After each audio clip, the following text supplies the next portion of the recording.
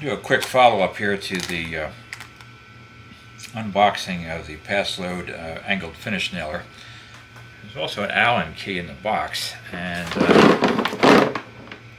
I have no idea what it's for. It doesn't seem to fit anywhere on the gun, and I'm not aware of any need to take anything apart. So if anybody knows what that is, put it in the comments. I'm thinking it might have something to do with cleaning it, but I'm not positive, so it's a little bit of a mystery at this point, but it is in there. One thing I did not mention was that the case actually doesn't close properly with the battery in the tool.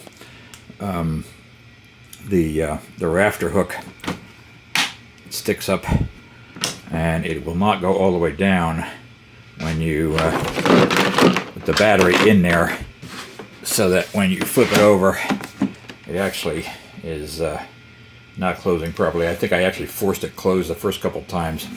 So what you have to do is to pull them. Let's see if I can do this one-handed here, and with the wrong hand, of course. Let's see. Hold on.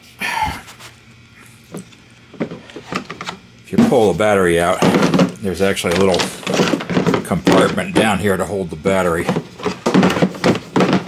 and then you can flop the rafter hook all the way over, and once you do that, the case closes all the way. So that's just something to be aware of. As far as the function of it is concerned, I'm very pleased with it so far. It does make a bit of noise. I think the most objectionable thing is there is a little bit of an odor to the gas when you use it, so you do get you get fumes. They usually dissipate pretty quickly, but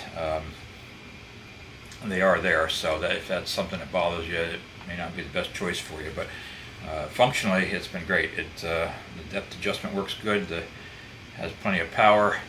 I've used it on hardwood, softwood, plywood. Everything has been good. So so far, I have to say that I'm quite pleased with it. And it's just a question of, in the long run, if anything goes wrong with it. But so far, everything looks great. So I would continue to recommend this. So thank you for watching. Thanks for subscribing, and we'll see you next time.